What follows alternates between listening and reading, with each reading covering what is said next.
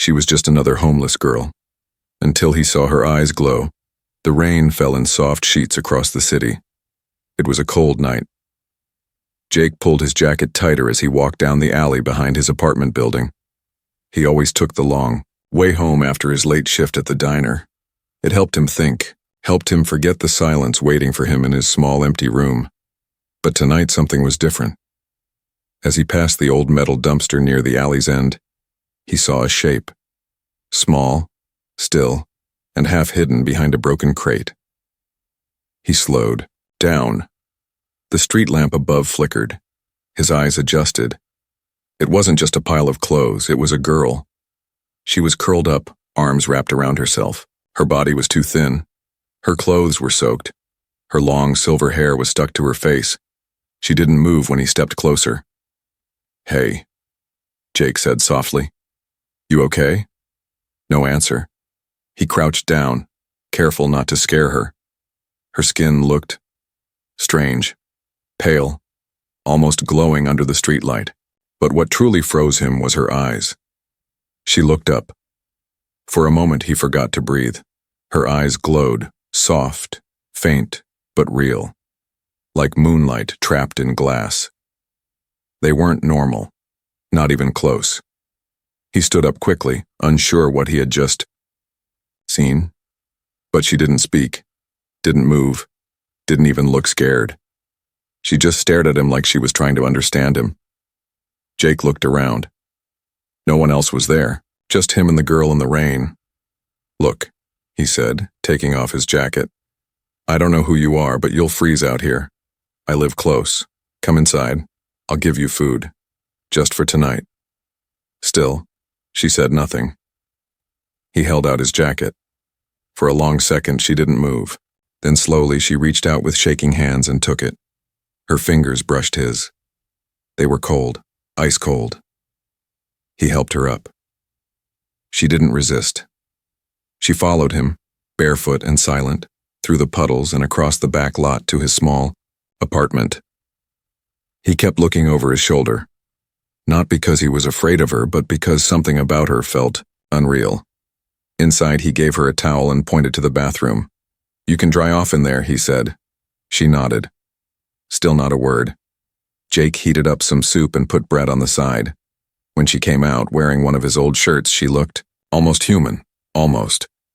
They sat at the tiny table in silence. She ate quickly but neatly, like someone used to hunger but not chaos. "What's your name?" Jake asked. No answer. "Do you speak English?" She looked at him and this time tilted her head. "Curious. Learning." "Okay." Jake sighed. "Guess we're not talking tonight." She finished eating, then stood and walked to the window. She touched the glass, staring at the sky. The rain had stopped and stars began to peek through the clouds. Jake watched her, uneasy but also sad. What was she? Where did she come from? And why was she alone? He made up a bed on the couch with extra blankets. She looked at it, then at him, confused. "It's for you," he said. "Sleep. You're safe here." She didn't move for a moment.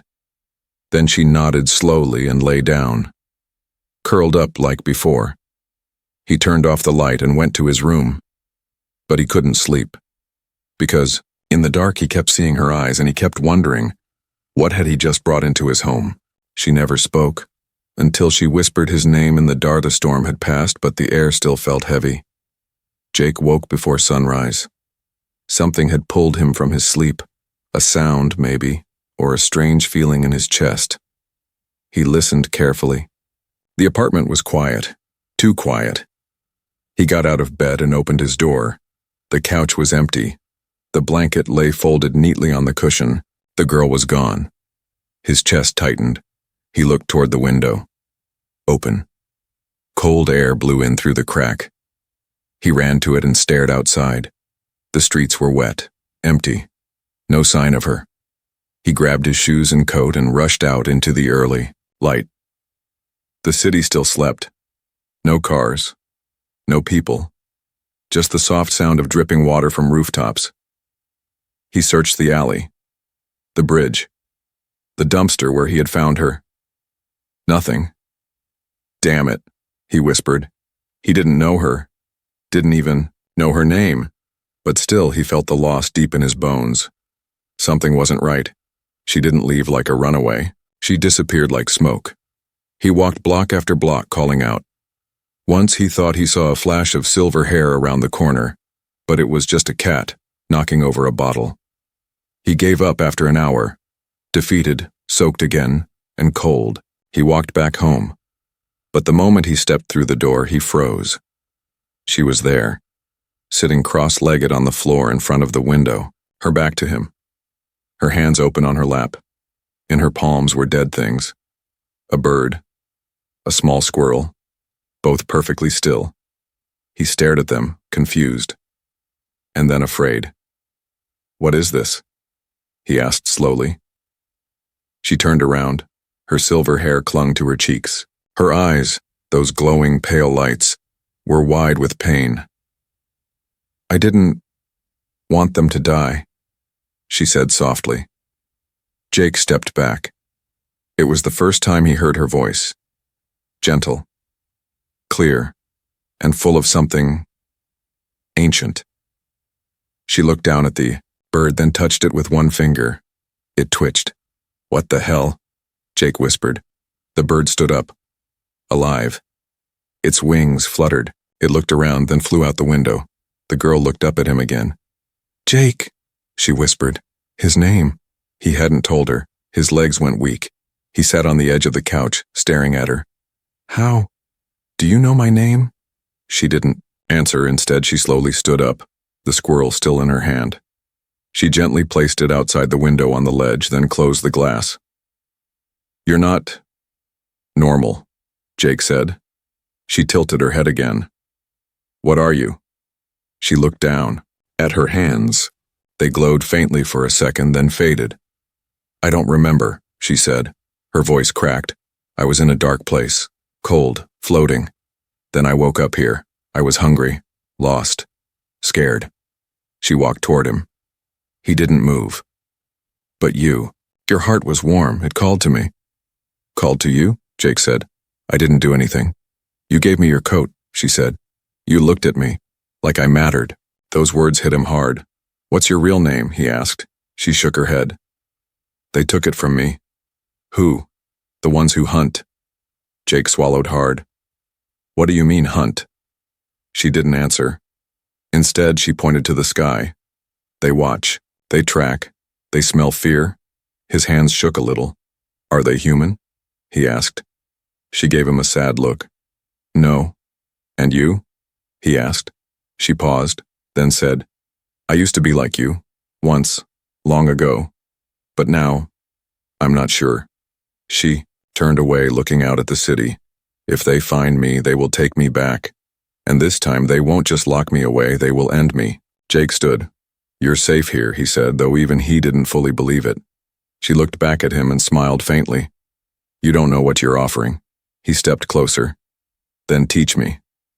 For the first time, she blinked, fast, like she didn't expect that answer. "Okay," she said. "But if you stay near me, your life will never be the same." He looked into her glowing eyes and nodded. "I'm already sure of that." Men in black came looking, but she hid like she'd done it before. Morning came slow. The sun crept over the rooftops like it didn't want to wake the city. Inside Jake's apartment, the silence was heavy, like the air before a storm. Jake stood by the stove boiling water for tea. Across the room, the alien girl, still without a name, sat on the floor, drawing with pieces of burnt wood on the inside of a cereal box. Her lines were strange. Symbols, circles, stars with too many points. "What are you making?" Jake asked. She didn't answer.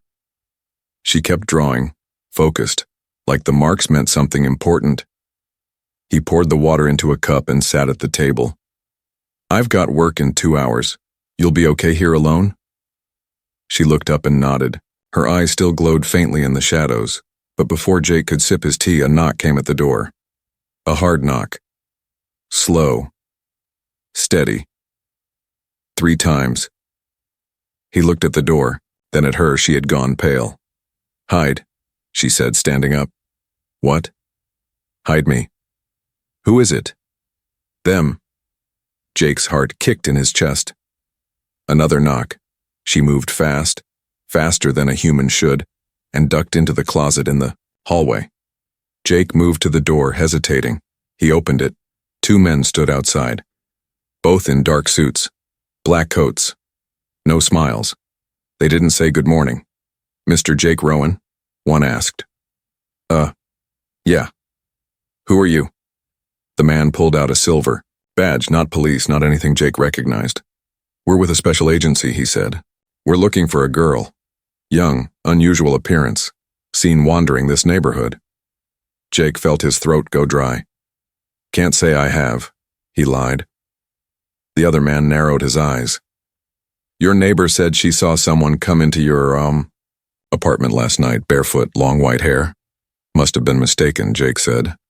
"Was probably a dream. Weird night, right?" The men didn't move. "Mind if we come in and take a look?" the first one asked. Jake tried to smile. "I do mind, actually, unless you've got a warrant." They stared at him for a long second. The second man sniffed the air. Actually sniffed, like a bloodhound. Jake's skin crawled. "We'll be watching," the first man said. "Let us know if you remember anything." "Sure," Jake said. "Have a nice day." He shut the door slowly, locked it, then ran to the hallway. He opened the closet. She was gone. No, not gone. She was blended. Her skin, her hair, had changed color, matched the shadows. For a moment, he thought she'd vanished, but then her eyes opened, glowing faintly. "They smelled me," she whispered. "They're not fully human." Jake stared at her, heart racing. "Who are they?" "Hunters, sent by the ones who took my people." "Why are they after you?" She looked down. "Because I escaped." "From where?" "A prison, not made of walls, but of light, sound, pain." Jake felt a chill go through him. "You didn't do anything wrong?" "I was born," she said, voice sharp with pain. That was enough. He helped her out of the closet. She changed again, her hair turning silver once more, skin soft and pale. "They'll come back," she said. "They always do." "Then we need to be ready," Jake said. She looked at him strangely. "You're not running, should I?" "Most would." He smiled, though it didn't reach his eyes. "I'm not most." She nodded slowly. "Then you'll need to learn what I really am." Jake leaned in. "Show me." She stepped forward, raised her hand, and placed her palm against his forehead. His vision exploded. Light poured into his brain. Stars, planets, cities that floated above oceans of fire, creatures with wings made of crystal. And then, a dark place, a cold, silent prison, filled with rows and rows of beings, each trapped in glowing fields.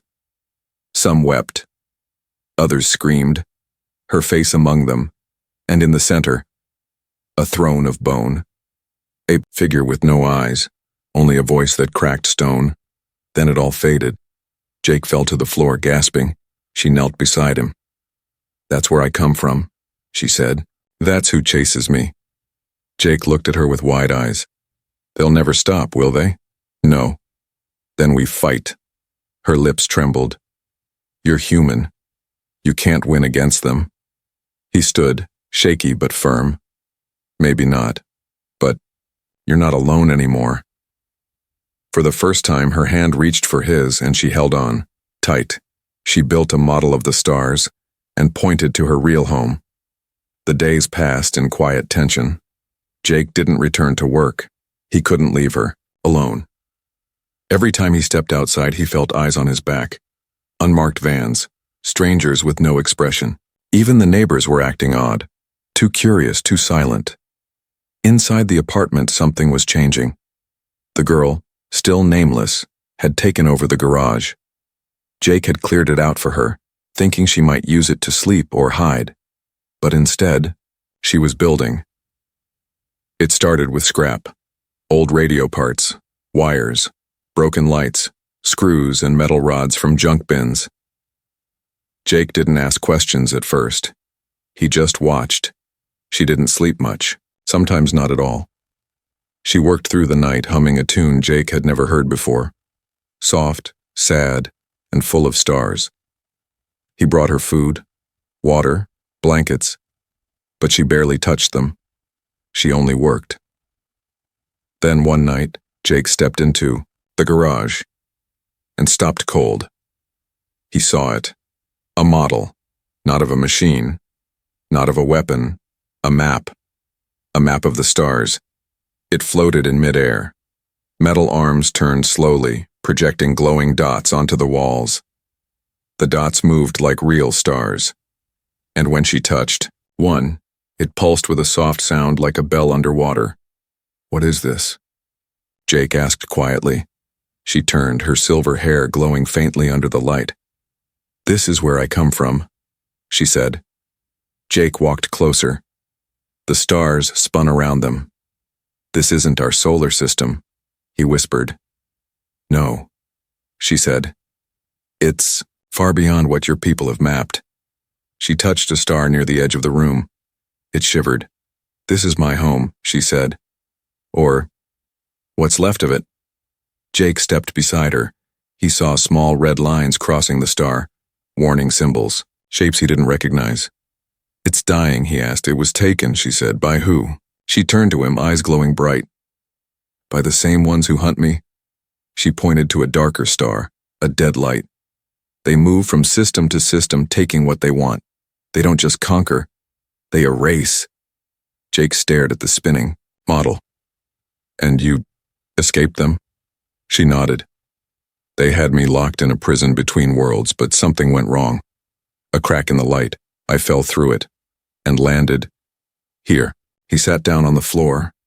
His mind spun like the stars above them. "You're not just from another planet," he said slowly. "You're from another part of the universe, a place we can't even reach." "Not yet," she said, "but I'm trying to build a way back." Jake blinked. "Back? You want to return there?" "Not to stay," she whispered. "To stop them." He looked at her face. For the first time, he saw something more than fear. He saw fire. She wasn't just running. She was planning to fight. "You're alone," Jake said. "You can't go back there alone." "I won't be," she said. He looked confused. "What do you mean?" She reached under the table and pulled out a small, glowing crystal. It pulsed when she held it close to him. "What is that?" "A bond." "Spark," she said. "It chooses a living being who has shown true loyalty, true heart. It can only light once." "And it chose me?" She nodded. "Why?" "Because when I was lost, you opened your door." Jake swallowed hard. "What happens if I take it? You'll see what I see, feel what I feel. And when the time comes, you'll stand beside me in the war." He looked at the crystal. It was warm, not hot, not cold. It hummed like a heartbeat. He didn't know what tomorrow would bring. But right now, he knew one thing. He didn't want her to go alone. He reached out and took the spark. It flared. In that instant, his mind exploded with light. Memories not his own rushed in, planets, languages, battle cries, the taste of alien air, the weight of silence in deep space. And then, he saw her world, before it burned. Lush green fields, tall glass towers, children with glowing hair, laughter, and then darkness.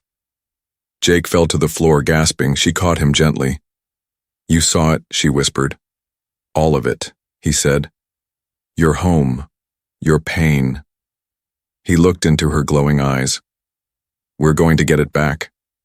And outside, above the clouds, a faint rumble echoed across the sky. They had sent a signal, and someone, or something, had heard it. She took his hand, and the house vanished around them. Night had fallen again. But this time, The silence around the house wasn't peaceful. It felt heavy, like the air was holding its breath. Even the city outside seemed to quiet down, as if something unseen was drawing near. Jake couldn't sleep. He lay on his bed staring at the ceiling, heart racing. Flashes of the stars, her world, and the burning memory from the bond spark still danced in his mind. Downstairs she was waiting, not asleep. Never asleep. She didn't need it the way humans did. Jake got up and walked to the living room. She was standing by the window, eyes locked on the night sky. She didn't look back when he entered. "You feel it too, don't you?" he asked quietly. She nodded. "The air is wrong. They're close." Jake stepped beside her. "Who?" "Not the hunters. Something older, something watching from beyond the veil." She turned to him. "There's no more time, Jake. I have to show you what they did, not just through memory, but truly." "How?" he asked. She reached out her hand. "Come with me." Just for a moment. He hesitated. Her fingers hovered in the air, waiting. Finally, he took her hand. Instantly, the room around him trembled. The floor melted. The walls folded like paper. The ceiling opened to stars. Light poured into his body, not through his eyes, but through his soul. His body was gone. His mind traveled. He gasped. They were no longer in the house. They stood in the center of an endless void, stars stretching in every direction. A path of light beneath their feet, silence all around, until it began to echo. He heard voices. Thousands, screaming, whispering, crying out in alien languages. "What is this place?" he asked. "Memory space," she answered. "A place between time and truth. Only bond-linked minds can enter it." Jake turned and saw them, her people, not as bodies, not as photos, but as ghosts of light, frozen in pain.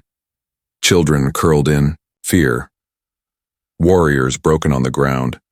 Cities crumbling under black ships with no names. And above them all, floating in silence, a shape, a being. It had no face. Only arms that reached endlessly, covered in chains. Its body was built of shadow, its heartbeat like a dying drum. "What is that?" Jake whispered. "The one they call the Keeper," she said. "He watches over the prison dimension, feeds on hope, bends the minds of those trapped inside." Jake stepped back as the being turned. Though it had no eyes, he felt it looking. "Can it see us?" he asked. "Not yet," she said. "But soon. That's why we must leave." Before he could speak, a whisper filled his ears. "Human." The voice cracked across the stars. "You don't belong here." Jake turned to her. "We have to go." "Yes," she shouted, pulling his hand. The path vanished. They fell. Light turned to darkness. Stars blurred. Then, they were back. Jake collapsed onto the living room floor, gasping, shaking. Sweat dripped from his face. His heart thudded like thunder in his chest. "What the hell was that?" he panted. She knelt beside him, placing a glowing hand on his forehead. "You saw the prison. Now you know what I'm running from." Jake grabbed her arm. "You didn't run. You survived." She looked at him with wide eyes. "And I'm not letting you face it alone," he said. Before she could speak, a sharp crack split the air. A sound outside, not thunder. Something had landed, hard. They ran to the window. A black figure stood in the street, tall, armor-like skin, glowing red eyes. Not human. A hunter. More followed. 1, 2, 5, 8. No engines, no noise. They simply appeared like shadows, pulled from the night. "How did they find us?" Jake whispered. She turned to him, face pale. "We lit the signal. They heard it too. Can we run?" "Not now. But I can hide you." "I'm not hiding," he said. But before he could grab anything, the power went out. All lights in the building, gone. The apartment fell into deep darkness, broken only by the glow of her eyes. "They've cut the grid," she whispered. "They're coming. What do we do?" She walked to the center of the room and drew a circle in the air. A door of light formed. "You want to see my world?" she asked. "Yes." "Then we go. Together." He grabbed her hand, and as the door opened, the hunters stepped through the wall, but Jake and the girl were already gone, into the stars. The signal went out, and the sky answered with fire. The sky was burning, not with fire from the earth, but from above. The stars, once cold and distant, now felt alive, angry, awake. Jake stood at the edge of his apartment building's roof, wind whipping his face. Beside him, the alien girl, his bonded one, was silent, her silver hair dancing like smoke. Above them a ship loomed, black, monstrous, floating without sound. Not built with metal or design, but with something older, something alive. Its surface shimmered like liquid shadow. It had no engines, no lights, just a hunger that could be felt. "Through the skin. They found us," Jake whispered. She nodded. "The signal worked, they heard it." "But so did they," he said, staring at the ship. "Yes," she replied. "The Watchers, the ancient ones who silence worlds." Suddenly, lights flared across the city. But they weren't from human defenses. The sky cracked. A second ship appeared, sleeker, silver, glowing blue. Then a third, a fourth. One by one, they blinked into place above the clouds. Some were shaped like wings, others like blades. And then, one unlike all the rest. Massive, shaped like a spiral galaxy itself. Its arrival bent the sky, pulling stars into curves around its form. "Who are they?" Jake asked. "Answers," she said softly. "Or maybe judgment." Sirens echoed below. Military helicopters flew by, but their engines shorted midair. They spiraled and vanished from sight. The black ship didn't even move. It was too powerful, too focused. On her, on them. They could feel it. A low humming sound filled the air, like the heartbeat of something old and sleeping. Buildings trembled, streetlights popped, windows shattered. Then, a voice, but not from any speaker. "You called. We arrived. Return the escaped fragment, or burn with it." Jake fell to one knee, clutching his head. The voice wasn't just sound, it was pressure, like the weight of a mountain pressing into his thoughts. She grabbed his shoulder, shielding him with her glow. The pain eased.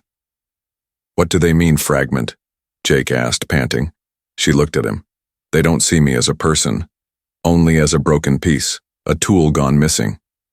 Jake stood. "Then let's remind them what broken pieces can do." She looked surprised, then smiled, but it wasn't the soft, sad smile from before. This was something stronger, older. She stepped forward and raised her hands to the sky. Her palms glowed with white light, pure, bright, steady. The silver ship above responded. Its lights blinked once, twice, and then fire, not flames, but beams of raw energy. White hot and screaming through the sky, they struck the black ship like thunder. For a moment the sky turned white. The black ship trembled, cracked, but didn't fall. It struck back. A single bolt of red light fell from it, like a sword dropping from heaven. It hit the street 5 blocks away, and that block vanished. Jake felt the heat all the way from the roof. He staggered back. "They'll destroy the whole city," he said. "We have to stop them." "I can't alone," she said. "I'm still weak, not complete." "Then complete the bond," he said. Her eyes widened. "If we do that, you won't be fully human anymore." He stepped forward. "They already made sure I'd never be the same. When they came after you, they came after me too." For a moment, time froze between them. Then she reached out, placed her palm on his chest. A pulse of light spread across his skin. He gasped. His veins glowed. His heart beat once, twice, then changed. He wasn't just Jake anymore. He was something new, not alien, not human, but between. His vision cleared, and for the first time he saw the Watchers for what they were. Not ships, not machines, but parasites of light, feeding on fear. They screamed when they saw him. Impossible. Corrupted flesh has bonded. The thread is breaking. She turned to him, her voice steady and proud. They fear what we are. Good, Jake said. Let them. Together they rose into the air, not flying with wings, but lifted by something deeper. Connection.bond.truth. She unleashed a storm of energy, waves of sound and starlight. The black ship's shields cracked. Pieces fell like burning snow. Jake raised his hand, and the spiral ship above them responded. Its central eye opened, and from it, a beam of golden light fell across the sky. Not a weapon, a signal, all across. The galaxy, others felt it, others like her, others like them. What did you just do? She whispered. Jake looked up. I told the universe we're done hiding. She had to choose. Go home or stay with the human who believed in her. The sky was still glowing, but the fire had stopped falling. The Watchers had vanished, torn apart by the light they never expected. Not from fleets, not from weapons, but from the bond, from the unbreakable connection between a forgotten alien girl and a human who refused to run. The spiral ship hovered above the city. Silent now, peaceful. Its lights dimmed to a warm gold, as if it were watching, but no longer judging. Jake stood on the rooftop, breathing hard. The glow in his veins was fading slowly. He was still himself, but also something more, like he had stepped beyond the shell of what a human could be. Beside him, she stood quiet, but he could feel it. Her energy was unstable, like a current with no ground. Her fingers trembled. You're weakening, Jake said, turning to her. She nodded. The bond gave me strength, but it also burns fast. My time in this form is ending. He stepped closer. What does that mean? She looked away, her voice low. It means, if I don't return to my true form, I'll fade. Disappear. Return how? Through the gate, she pointed up. The spiral ship began to move, its center opening slowly like a flower. From within, a beam of shimmering white light poured down to the rooftop. Silent, smooth, calling to her, she stared at it. A door home. A path to everything she had lost. That's your world? Jake asked. It's the memory of it, she said. My people, whatever's left of them, wait beyond that gate, in hiding, in silence. He looked down, then said softly, You have to go, don't you? She didn't answer. Not yet. Instead, she turned to him. Jake, you gave me something that no weapon could. You gave me choice. When I was hunted, when I was broken, you didn't look away. Her voice cracked. I don't know how long you'll live now. The bond changed your body, extended it, altered it, but it didn't make you immortal. I don't care, he said. I never did this to live longer. I did this because I couldn't let you fight alone. The wind blew gently through the rooftop.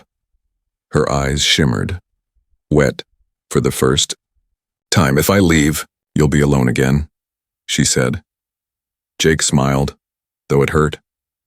Maybe, but at least I'll know you're safe. He reached out, took her hand. It was fading, becoming light. Go home, he whispered. They need you more than I do. She stepped closer, her forehead pressed gently against his. Then why does it feel like you are my home? She whispered back. Jake swallowed hard. Maybe. You don't have to choose. Suddenly, the beam flickered, and from the spiral ship a voice echoed, not in words but in meaning. A message. Bond confirmed. Cross-transfer possible. Human designation accepted. Travel permitted. She looked up. They're allowing you through. Jake blinked. What? They've never done that before, she said. She turned to him. They're recognizing you, as part of my kind now. Jake's eyes widened. You mean, you can come with me? The rooftop seemed to hold its breath. The world below was still, and in the quiet, he nodded. Then let's go. She smiled, and it was the most beautiful smile he had ever seen. They stepped together into the beam of light, and slowly, they rose. Above the rooftop, above the burning city, above the clouds, the stars stretched open like a sea welcoming its ships home. As they passed into the gate, Jake felt warmth fill his chest, not from the bond but from her hand still holding his epilogue far across the galaxy. A ruined world began to glow again, silver towers rebuilt. Blue grass grew over blackened soil, and in the center of it all stood two figures. One alien, one human, both changed, both whole. And from that moment on, the universe remembered the day when love, loyalty, and courage crossed the stars and changed fate forever.